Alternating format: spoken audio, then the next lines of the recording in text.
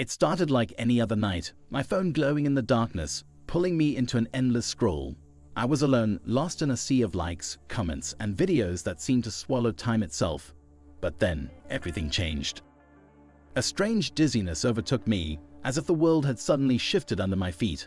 I tried to shake it off, telling myself it was nothing, but before I could even stand up, everything went black.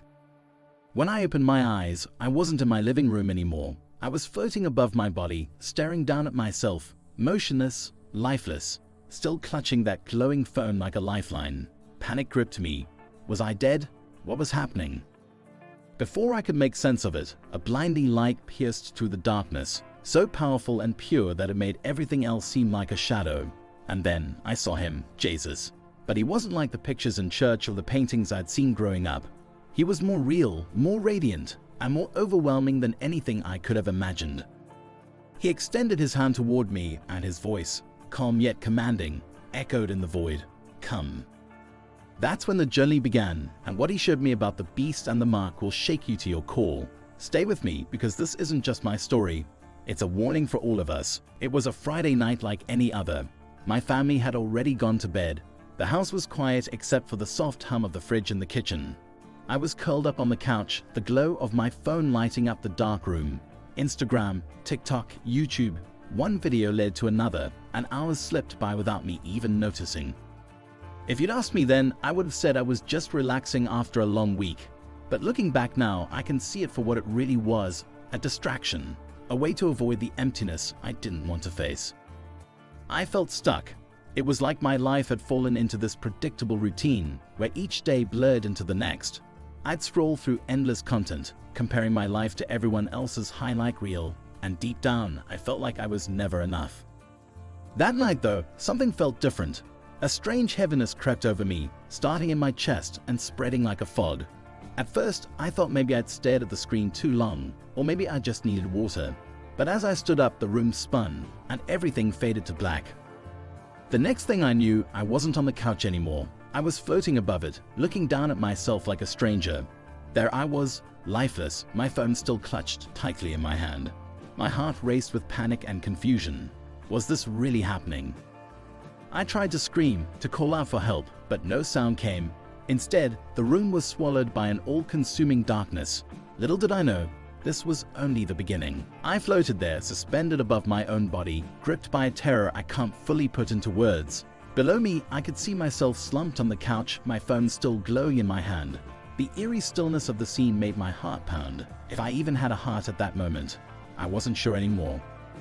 And then, it happened. A light brighter than anything I'd ever seen burst into the room, cutting through the darkness like a blade. It wasn't just light.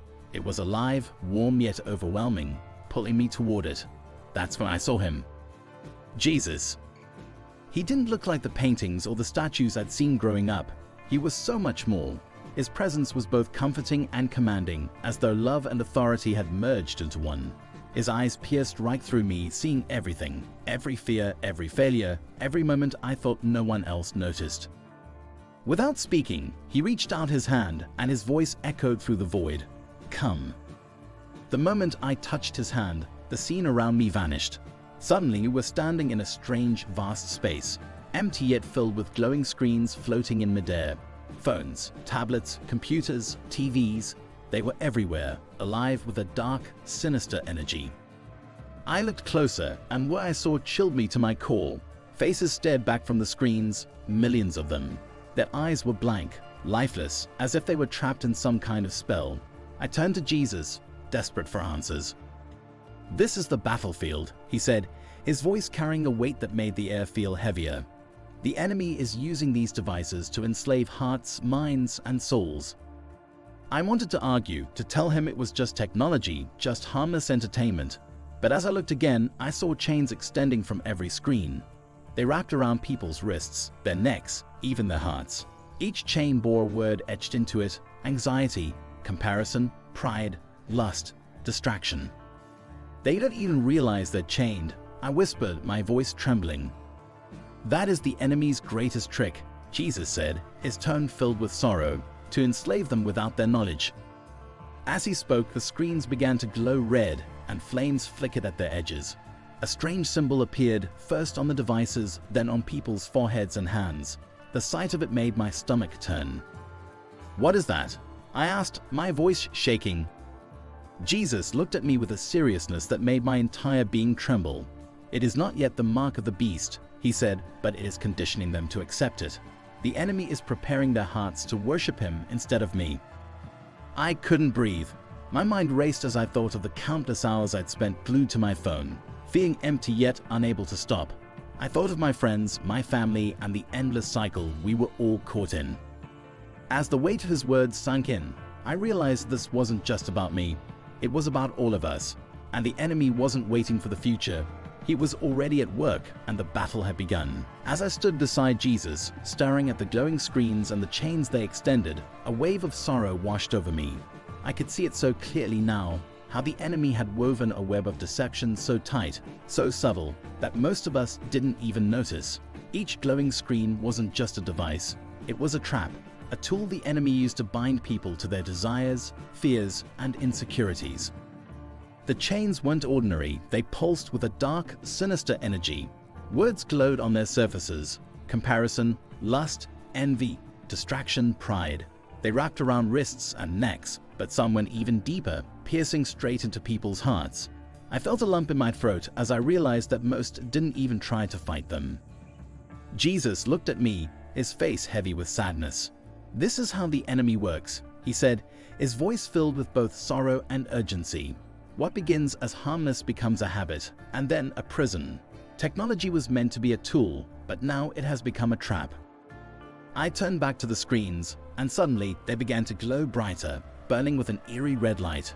Flames flickered at the edges, consuming everything they touched. That's when I saw it, a symbol, terrifying and unmistakable, appearing on every screen. It wasn't just on the devices anymore.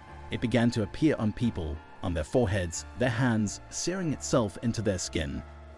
"What is that?" I asked, my voice shaking with fear. Jesus' gaze met mine, and his eyes carried a seriousness that left no room for doubt. "It is not yet the mark of the beast," he said, "but it is preparing their hearts to accept it. The enemy is conditioning them, training them to value convenience, approval, and instant gratification above all else. When the time comes, they will take the mark without question." The weight of his words hit me like a flood. I thought of all the hours I'd wasted staring at my phone, feeling chained by my own need for validation and distraction. I thought of the arguments I'd had with my parents when they told me to put my phone down. How could I have been so blind? The scene shifted, and suddenly I was standing in the middle of a massive battlefield. But this wasn't a war of guns or swords. It was something far deeper.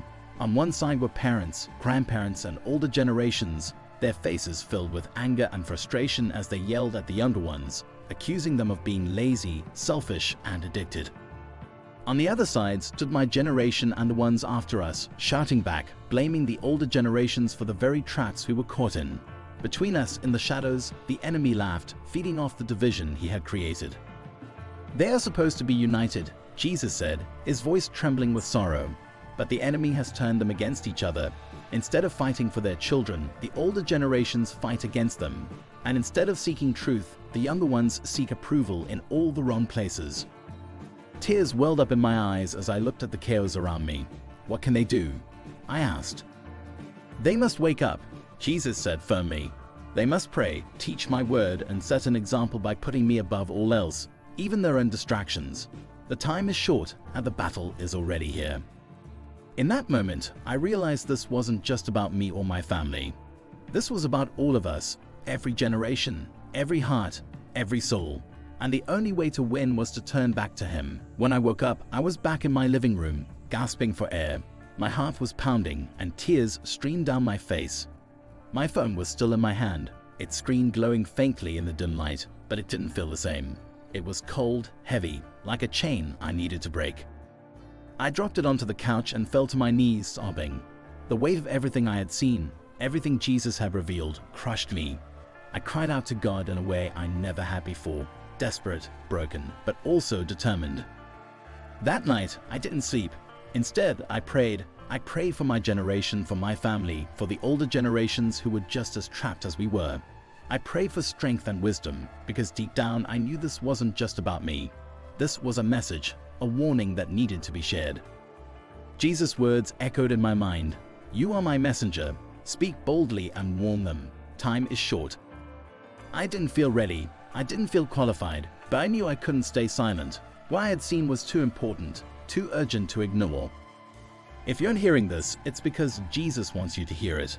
This isn't just about kids and their phones. It's about all of us. The enemy is using technology to distract, divide, and destroy, conditioning our hearts for what's coming. But it doesn't have to be this way. We can fight back. We can choose prayer over distraction, truth over convenience, and unity over division. Parents, grandparents, older friends, you have a role to play. Pray for the younger generations. Teach them God's word. Show them, by your actions, that He is more important than anything this world has to offer. And to my generation, don't let the enemy steal your soul through a screen. Seek Jesus. Find your worth in Him, not in likes or followers. The time is short. The choice is yours.